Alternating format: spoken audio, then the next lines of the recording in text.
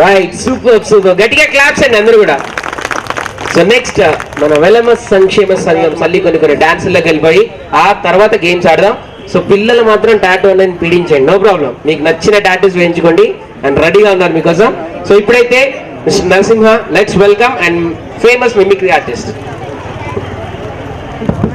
Hello hello hello కళామ తల్లి యొక్క నమస్సుమంజలు తెలియజేసుకుంటూ, నా పేరు నరసింహ అండి. నేను మిమిక్రీ అండ్ వెంట్రలాకిస్ట్ని. కాసేపు సరదాగా మీ అందరినీ నవ్వించడం కోసం నా చిరు ప్రయత్నం. మరి నా తరపు నుండి అందరికి ఒకసారి పెద్దగా హాయ్ అండి. హాయ్ హాయ్ బాయా. Okay, super, right. మరి నవ్వడం ఒక యోగం, నవ్వించడం ఒక రోగం, నవ్వలేకపోవడం ఒక రోగం అన్నారు. కాబట్టి నేను చెప్పబోయే జోక్స్కి నవ్వు వచ్చినా రాకపోయినా మీరు నవ్వుతూనే ఉండాలి, మరి లేదంటే ఇంతమందిలో నా పరువు పోతుంది. మరి మిమిక్రీ అంటే మీ అందరికి తెలుసండి, ఫిల్మ్ యాక్టర్స్ అండ్ పొలిటికల్ కొన్ని నేచర్ని ఇలా ఇంటెన్షన్ చేయడం. మరి ముందుగా ఒక చిన్న క్లాస్ రూమ్ బిట్తో అలా కంటిన్యూ చేస్తానండి. మీ అందరికి తెలుసు కమెడియన్ జయప్రకాష్ రెడ్డి గారు, ఆయన క్లాస్ టీచర్గా ఉంటారు, మిగతా వాళ్ళు అదే క్లాస్లో స్టూడెంట్స్గా ఉంటారు. మరి ఆయన అడిగే క్వశ్చన్స్కి ఫన్నీగా ఎలా ఆన్సర్ చెప్తారో ఒక చిన్న బిట్ అండి. జేపీ గారు అడుగుతున్నారు, ముందుగా బాలయ్య బాబు గారిని అడుగుతున్నారు ఈ విధంగా. అరే థా ఏమప్పా ఈ పొద్దు మన పొట్టే గాలడి కొత్త క్వశ్చన్స్ అడగాలని ఫిక్స్ అయిపోయినానప్పా. ముందుగా మన బాలయ్య బాబుని అడుగుదా. ఏమప్పా బాలయ్య బాబు ఏమి చేస్తా ఉంటావు? గురువు గారు మీరు బ్యాస్ చేసుకుంటూ ఉన్నారు, ఏదైనా అడగండి, దబిడి తిబిడి చాయిస్ ఈజ్ యువర్స్. వాడిని బండ అప్పుడే చాయిస్ ఈజ్ యువర్స్ అన్నావా? సరేనప్పా, 8లో సగం ఎంత బాలయ్య? 8లో సగం అంటే 2 ఆన్సర్లు ఉన్నాయి. 1 8 అడ్డంగా నరికామనుకోండి 0 అవుతుంది, అదే 8ని నిలువుగా నరికామనుకోండి 3 అవుతుంది. ఏ ఆన్సర్ కావాలో మీరే తీసేసుకోండి. ఎప్పుడు వ్యాక్షన్ కూడా వేప మనోడికి. ఇంతలోనే నాగార్జున గారిని అడుగుతున్నారండి. ఏమప్పా నాగార్జున, చూడండి గురుగారు, నేను కూడా మీలో కోటేశ్వరుడు అంటూ చాలా చక్కటి ప్రోగ్రామ్ చేస్తున్నాను, నన్ను కూడా ఏదైనా అడగండి, బాలయ్య బాబు లాగే సింగిల్ క్వశ్చన్కి డబుల్ ఆన్సర్ చెప్తాను. సరేనప్పా, కోడిపుంజి వాళ్ళ ఉపయోగం ఏమి? కోడిపుంజి వల్ల 2 ఉపయోగాలు ఉంటాయి గురుగారు. ఏంటంటే పొద్దునే కోడిపుంజులు వచ్చి కుక్కరోక అని కూసింది అనుకోండి, దాన్ని ఆహారంగా యూజ్ చేసుకోవచ్చు. అదే కోడిపుంజిని కోసామనుకోండి ఆహారంగా యూజ్ చేసుకోవచ్చు. ఎలా ఉంది కాన్సెప్ట్? చాలా బాగుందప్పా. ఇతను ఎవరప్పా ఈ స్కూల్కి తాగి వస్తున్నాడు అనగానే ఒక ఆయన తాగుతూ వస్తున్నారని, ఆయన ఎవరో కాదు, ఎంఎస్ నారాయణ గారు. రోజీ నన్ను కూడా ఏదైనా అడగండి, వెరైటీగా డిఫరెంట్గా ఆన్సర్ చెప్తాను. సరేనప్పా, నీ పేరేమి? నా పేరు ఎంఎస్ నారాయణ. నారాయణ అంటే తెలుసప్పా, ఈ ఎంఎస్ ఏంది? ఎం అంటే మందు, ఎస్ అంటే సోడా, మందులో సోడా కలుపుకొని తాగే నారాయణ, అదే నా పేరు ఎంఎస్ నారాయణ. అనగానే ఆయన క్వశ్చన్ అడిగారు. ఏమి లేదప్పా, అతిసార వ్యాధి అంటే నువ్వు చెప్పు. అతిసార వ్యాధి అంటే అతిగా సారా తాగడం వల్ల వచ్చే వ్యాధిని అతిసార వ్యాధి అంటారు. సరేనప్ప అలా కూర్చో, నువ్వు ఏదో చెప్తా ఉన్నావు. ఇతరునే మెంటర్ కృష్ణ పోసారి గారు రాజా బగర్ రాజా గురూజీ నన్ను కూడా వెరైటీగా అడగండి గురూజీ, డిఫరెంట్ గా ఆన్సర్ చెప్తా. ఏంటంటే ఇప్పుడు ఏ కాలం రాజా? ఇప్పుడు వింటరప్ప, వింటర్ కదా. అడ్డి కాలంలోకి వెళ్ళా బెస్ట్ కాలం ఏంటంటే ఎండాకాలం, వానాకాలం, చలికాలం, 3 కాలాలు కాదు. పోయే కాలం బెస్ట్ కాలం రాజా. వాడిని పోయే కాలం గురించి ఇలా చెప్తావేమి? సరేనప్ప మెంటల్ కృష్ణ, నువ్వేం చెప్పాలనుకుంటున్నావు అనగానే ఆయన ఒక చిన్న సజెషన్స్ ఇస్తున్నాడు. గురూజీ లైఫ్ లో ఎవరికి కోపం తెప్పించినా తెప్పించకుండా డాక్టర్కి దేవుడికి కోపం తెప్పించొద్దు. ఎందుకంటే దేవుడికి కోపం వస్తే డాక్టర్ దగ్గర పంపిస్తాడు, డాక్టర్ కోపం వస్తే దేవుడి దగ్గర పంపిస్తారు రాజా. కాబట్టి లైఫ్ లో వీళ్ళ కోపం తెప్పించొద్దు. సరేనప్ప మరి నువ్వేం చెప్పాలనుకుంటున్నావు? రాజా ఏ అత్త అయితే మేనత్త అని ఎవరు అంటారో తెలుసా రాజా? మేనత్త ఏంది? డాడీ వాళ్ళ అక్క లేదా చెల్లిని మేనత్త అంటారు. అది కాదు రాజా, ఏ అత్త అయితే మేనెల్లో ఉడుతుందో ఆ అత్తనే మేనత్త అనాలి. అత్త గాని ఎవరు పడితే వాళ్ళు మేనత్త అనవద్దు రాజా. వాణ్ణి ఇలా ఫన్నీగా ఆయన చెప్పొచ్చండి. ఇంతలోనే మరి ప్రస్తుత ఆంధ్రప్రదేశ్ ముఖ్యమంత్రి చంద్రబాబు నాయుడు గారు క్లాస్లోకి ఎంటర్ అయ్యారండి. అదే క్లాస్లో ఆయన గారు కూడా స్టూడెంట్స్గా ఉన్నారు. కాకపోతే ఇక్కడ చిన్న ట్విస్ట్ అండి. ఒక సంవత్సరం పాటు స్కూల్కు డుమ్మా కొట్టారు చంద్రబాబు నాయుడు గారు. ఆ రోజు ఎంటర్ అయ్యారు. కాకపోతే హెల్త్ ప్రాబ్లం అంటూ తప్పించుకున్నారండి ఇన్ని రోజులు. మరి కారణాలు ఎలా చెప్తారో చూద్దాం. చూడండి గురువుజీ, మై కమింగ్, నేను క్లాస్లోకి వస్తారు. ఏమప్పా చంద్రబాబు నాయుడు సంవత్సరం మొత్తం స్కూల్కి రాలేదు, ఏడి పోయినావు? మీరు అన్నట్టుగానే నా హెల్త్ ప్రాబ్లం ద్వారా స్కూల్కు రాలేదు.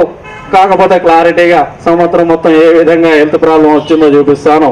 సరేనప్ప కాస్త డీటెయిల్ చెప్పు అనగానే ఏ విధంగా చెప్తున్నారు ఆయన. మీరు అన్నట్టుగానే డీటెయిల్ చెప్తాను. డిసెంబర్ 31 రోజు స్కూల్ నుండి ఇంటికి వెళ్ళిపోయాను. తెల్లారితో జనవరి వచ్చింది. జనవరితో పాటుగా నాకు జ్వరం వచ్చింది. ఫిబ్రవరిలో ఫిగర్ పడింది. ఏ జ్వరం తగ్గుతుందా లేదా, నేను స్కూల్కి వెళ్తానా లేదా అని. ఆ విధంగా ముందు పోతా ఉంటే మార్చి నెల వచ్చింది, అయినా జ్వరం తగ్గలేదు. ఎందుకన్నా మంచిదని టెస్ట్ చేయించాను, అది కాస్త మలేరియా అని తేలింది. ఏప్రిల్ మొత్తం ఎక్కువైపుతూ వచ్చింది. మే నెల మొత్తం మందులు వేసుకున్నాను, జ్వరం తగ్గలేదు. జూన్ వచ్చింది, వర్షాలు పడ్డాయి, అనవసరంగా వర్షంలో తడిశాను. జూలై నెల మొత్తం చేయడం అని రాశాను. ఎందుకని మీరు అడగండి, నాకు జలం వేసింది కాబట్టి. ఆ విధంగా ముందు పోతా ఉంటే ఆగస్టు వచ్చింది. కనీసం జెండా వందనానికి వచ్చి 2 చాక్లెట్లు తీసుకున్నాను అనుకున్నాను, అది కూడా కుదరలేదు. ఎందుకంటే ఆగస్టుతో పాటు నాకు అపెండిక్స్ వచ్చిపోయింది. మరి సెప్టెంబర్ వచ్చింది, అది కాస్త సెప్టిక్ అయిపోయింది. మరి ఆ విధంగా ముందు పోతా ఉంటే అక్టోబర్ వచ్చింది, అది కాస్త ఆపరేషన్ చేయించాల్సిన పరిస్థితి వచ్చింది. నవంబర్లో నయమైంది, వాళ్ళు డిసెంబర్లో డిశ్చార్జ్ చేశారు. సంవత్సరం మొత్తం ఆ విధంగా హెల్త్ ప్రాబ్లం ద్వారా ముందు పోయాను. నేను ముందు పోతా ఉన్నాను, ఆ విధంగా ముందు పోవాలి. జై జయమంద్ర బాబు, జై జన్మభూమి. ఈ విధంగా ఆయన ఒక సంవత్సరం మారి స్కూల్ కుటుంబం పెట్టి ఆనంద్ ఇలా ఫనీగా చెప్పొచ్చండి. అలాగే మరి ఇక్కడ చాలా మంది మోటార్ మహాలక్ష్మిలు స్టార్ మహిళలు ఇక్కడే కనిపిస్తున్నారు. ఒక చిన్న ఫ్యామిలీ జోక్ చెప్తానండి. 2 భార్య భర్తలండి. మరి వాళ్ళు హైదరాబాద్లో ఉన్న బెస్ట్ క్లబ్లో సెలెక్ట్ అయిపోయారు. ఎక్కడో కదా మన బిహెచ్ఎల్లో అనుకుందాం. మరి వాళ్ళు టీవీ ఛానల్ వాళ్ళు పిలిచారు, చిన్న అవార్డు ఇచ్చారు. మరి యాంకర్ చిన్నపాటి ఇంటర్వ్యూ మొదలు పెట్టారండి. మేడం, మీరు బెస్ట్ కపుల్గా సెలెక్ట్ అయ్యారు కదా బిహెచ్ఎల్లోనే, ఎలా ఫీల్ అవుతున్నారు?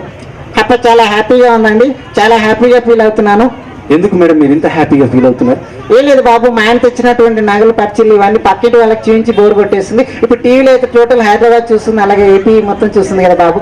ఓకే మేడం, మీరు చాలా ఎక్సైట్గా ఫీల్ అవుతున్నారు. మరి నేను అడిగే క్వశ్చన్స్కి టకి మీరు ఆన్సర్ చెప్తాను. సరే అడిగి బాబు, ఏదైనా సరే నిర్మోహటంగా చెప్పేస్తాను. ఓకే మేడం, మరి సార్ ఏం చేస్తుంటారు? సార్ వచ్చేసి బిహెచ్ఈలో ఇంజనీర్ బాబు. ఓకే, బిహెచ్ఈలో ఇంజనీర్ అన్నారు కదా. సార్కి ప్రాజెక్ట్ వర్క్ ఎక్కువగా ఉండి రాత్రి ఒకవేళ 12ంటికి ఇంటికి వచ్చారు అనుకోండి, ఈలోపు మీరు భోజనం చేసి పడుకుంటారా?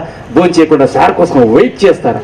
లేదు బాబు, నేను భోజనం చేయను, సార్ కోసమే వెయిట్ చేస్తాను. ఒకవేళ రాత్రి 1, 2 అయింది అనుకోండి, అయ్యో ఎంత నైట్ అయినా సరే బాబు సార్ కోసం వెయిట్ చేస్తాను, నేను భోజనం చేయను. వావ్, అన్యోన్యమైన దాంపత్యం అంటే మీదేనండి. అందుకే మిమ్మల్ని బెస్ట్ కపుల్ అవార్డు వరించింది. అయ్యో అన్యనో పాడ. అసలు విషయం ఏంటంటే బాబు, నాకు వంట చేసుకోవడం తెలియదు బాబు. ఎంత నైట్ అయినా సరే సార్ రావాల్సిందే, ఉండాల్సిందే, అప్పుడే తింటాను తప్ప వంట చేసుకోను బాబు. అంటే ఆ గడసారి వెళ్ళాలి తన అసలు విషయం చెప్పిందండి. అలాంటి వాళ్ళు ఎవరంటూ మాత్రం తిట్టుకోకండి, ఎందుకంటే రొటీన్ జరుగుతుందని చెప్పాను. అలాగే మరి ఇక్కడ తెలుగు ఎంతమందికి వచ్చాండి? తెలుగు అందరికి వచ్చి కదా, రైట్. అమ్మ చేతి వెన్న కన్నా ఆవు పాల జున్ను కన్నా కమ్మినటువంటి తెలుగు అంటారు కదా. మరి తెలుగు భాష రాకపోతే ఎలాంటి ప్రాబ్లమ్స్ ఉంటే ఒక చిన్న జోక్ ద్వారా చెప్తాను. మీ అందరికీ అలాంటి క్యారెక్టర్ ఆర్టిస్ట్ బాలీవుడ్ లో అమరీష్ పురి గారు తెలిసి ఉంటారు. ఆయన ప్రశాంతంగా బ్రతికేదామని మన బిహెచ్ఎల్కి వచ్చారండి. ఇక్కడ కూరగాయల వ్యాపారం పెట్టుకొని అలా నడిపిస్తున్నారు. మరి ఆయన్ని ఏమిటయ్యా అమరీష్ పిల్లను హైదరాబాద్ లో కూరగాయల వ్యాపారం పెట్టుకున్నావు, ఇంతకు మరి కూరగాయల వ్యాపారం ఎలా సాగుతుంది? ఏం పర్వాలేదు, బాగా సాగుతుంది. కానీ అందరూ నన్ను కొట్టాలని చూస్తున్నారు. ఇంతకు మరి నీ కాంపిటీషన్ ఎక్కువైపోయి కొట్టాలనుకుంటున్నారా? లేదు, వచ్చిన కస్టమర్లు నన్ను కొట్టాలని చూస్తున్నారు. ఇంతకు మరి తెలుగులో కూరగాయలు ఎలా అమ్ముతున్నావు నాయన, ఒక్కసారి గట్టిగా కేకి అనగానే ఆయన వచ్చిన తెల్ల కూరగాయలు అమ్ముతున్నానండి. ఈ విధంగా పాలకు రా, తోటకు రా, నాయనది పాలకూర తోటకూర క్యాబేజ్ అన్నట్టుగా కిలోమీటర్ క్యాబ్ ఇస్తే బూతు అర్థాలు వస్తాయి నాయన. ముందు నువ్వు తెలుగు నేర్చుకో, ఆ తర్వాత కూరగాయలు అమ్ముకో నాయన, ఉంటాను మీరు రాఘోపాలరావు అంటూ ఆయన ఒక చిన్న సజెషన్స్కి వెళ్ళిపోతారండి. అలాగే మరి దూర ప్రయాణాలకు వెళ్ళేటప్పుడు మనం బస్సులో ప్రయాణిస్తూ ఉంటాం. మరి బస్సులో జరిగిన ఒక చిన్న జోక్ చెప్తానండి. లాస్ట్ టైం ఇలాగే నేను ఎల్బీ నగర్లో ఉంటానండి. చిన్నపాటి బర్త్డే పార్టీ కోసం బిహెచ్ఎల్ రావడం జరిగింది. కాకపోతే అప్పుడు స్టార్ట్ అవగానే వర్షం వచ్చిందండి. బైక్ పక్కన పెట్టేసి వెంటనే బస్ ఎక్కేసాను. బస్ స్టార్ట్ అయింది ఎల్బీ నగర్ నుండి. మరి కండక్టర్ గారు అందరూ టికెట్ తీసుకుంటున్నారు. ఇంతలో నా పక్కన ఒక పెద్దవాడు కూర్చున్నారు. బస్ స్టార్ట్ అయింది, కండక్టర్ టికెట్ తీసుకున్నారు. ఆ టికెట్ తీసుకుంటే ముందుల సరే నమ్మ బిహెచ్ఎల్ అంటున్నావు కదా, అయితే 40 రూపాయల టికెట్ తీసుకున్నాను. ఓ అంత పెద్ద టికెట్ నేనేం చేసుకుంటా బిడ్డ, ముసల్దాన్ని చూస్తున్నట్టు 20 రూపాయలు టికెట్ కొట్టు నాకు. పెద్దవాళ్ళకైతే 40 రూపాయలు, పిల్లలకి 20 అమ్మ. ముసలాళ్ళు అలా ఏముండదు, నువ్వు 40 రూపాయలకి. అదంతా కాదు బిడ్డ, ఇక మీ నాయనమ్మ లాంటి దాన్ని ఇక చూస్తున్నట్టు ఇక 30 రూపాయలు టికెట్ కొట్టు, నీకు నాకు 10 రూపాయలు తేడా బిడ్డగా లొల్లి పెట్టకు. పాపం ముసలాడని 30 రూపాయలు టికెట్ పెట్టాడండి. బస్ స్టార్ట్ అయినా వస్తుంది. ఇంతలోనే హప్సీ కూడా వచ్చింది. ఒక చిన్న పిల్లాడు ఎక్కాడు. అంకుల్ సికింద్రాబాద్కి నాకు 4 టికెట్లు ఇవ్వండి అంకుల్. బస్ ఎక్కింది ఒకటి కదా నాన్న, 4 టికెట్లు ఏం చేసుకుంటావు అంటే అంకుల్ నేను ఎప్పుడైనా ఒకటే టికెట్ కొనేది అంకుల్. ఒకసారి చెకింగ్ జరిగింది, అప్పుడు ఒక టికెట్ పోయింది, అనవసరం ఫైన్ కట్టాను అంకుల్. అప్పటి నుంచి మా మమ్మీ చెప్పింది 4 టికెట్లు కొనుక్కొని 4 జేబుల్లో పెట్టుకో, ఏదో ఒకటి ఉంటుంది, ఫైన్ కట్ట బాగా తప్పుతుందని. ఓహో, నీ కర్మ కాలిపోయి 4 టికెట్లు పోతే అప్పుడు ఏం చేస్తావు? అంకుల్ నేను ఎంతో తెలియదక్కని కాదు అంకుల్, మా డాడీ బస్ నుంచి బ్యాగ్లో పెట్టాడు అంకుల్. వీడియోడను బాబు, ఇలా అందరు నవ్వుకుంటున్నారండి. బస్సు వచ్చేస్తుంది.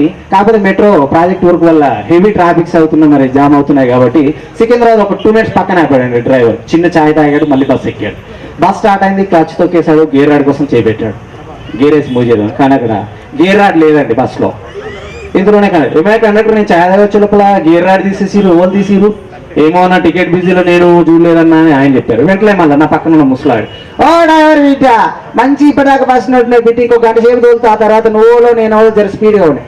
అరే గేర్ రాడ్ లేదమ్మా, అది లేకుండా బస్సు. అయ్యో 30 రూపాయలు టికెట్ తీసుకున్నావు బిడ్డ, టైంకి తీసుకోపోవాలి, మా వాళ్ళు లేకుండా కోప్పడు. అరే గేర్ రాడ్ లేదు, అది లేకుండా బస్సు.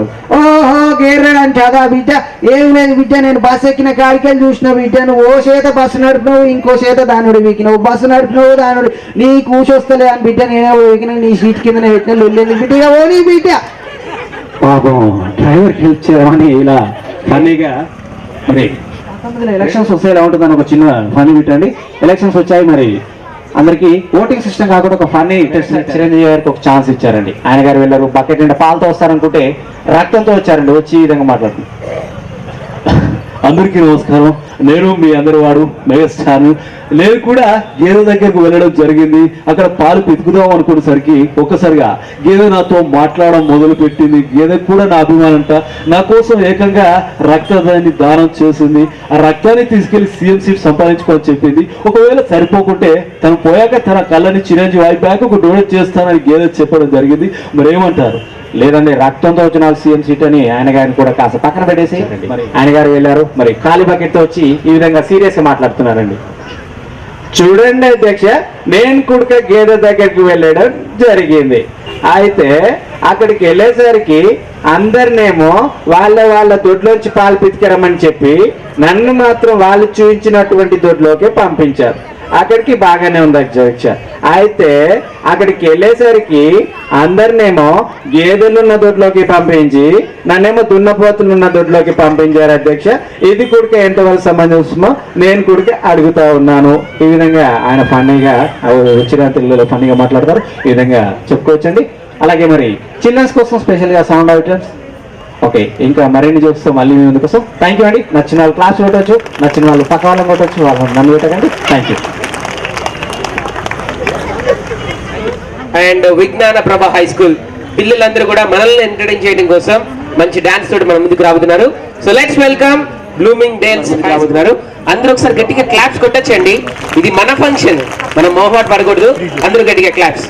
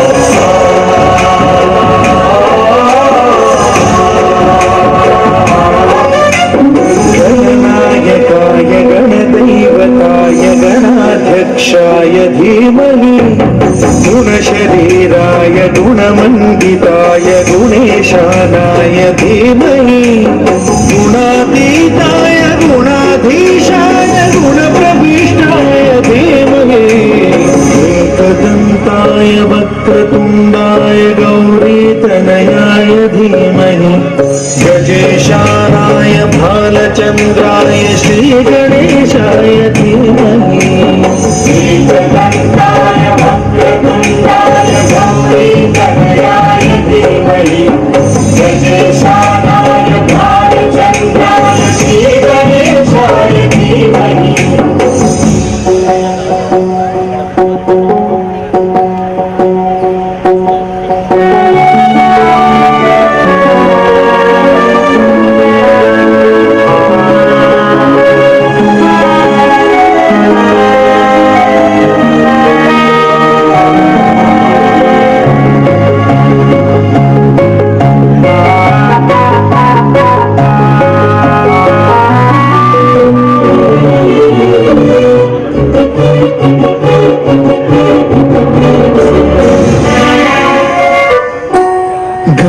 चतुराय गानप्राणाय गानान्तरात्मने गानोत्सुकाय गानमत्ताय गानोत्सुकमनसे गुरुपूजिताय गुरुदैवताय गुरुकुलस्थायिने गुरुविक्रमाय गुह्यप्रवराय गुरवे गुणगुरवे गुरुदैत्यकलक्षेत्रे गुरुदैव सदाराध्याय गुरुपुत्र परित्रात्रे गुरुपाखण्डखण्डकाय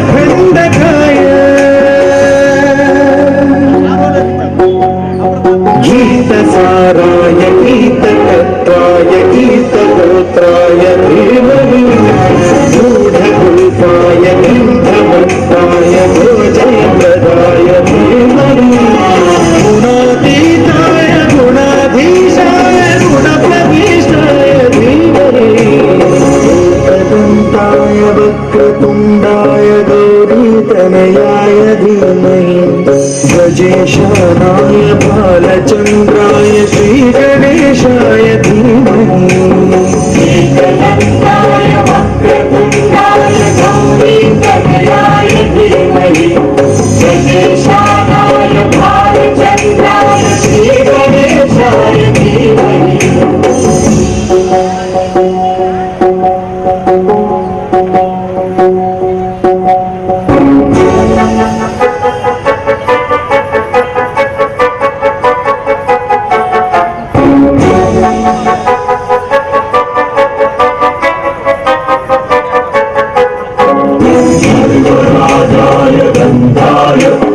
सर्वदान श्रवण प्रणयिने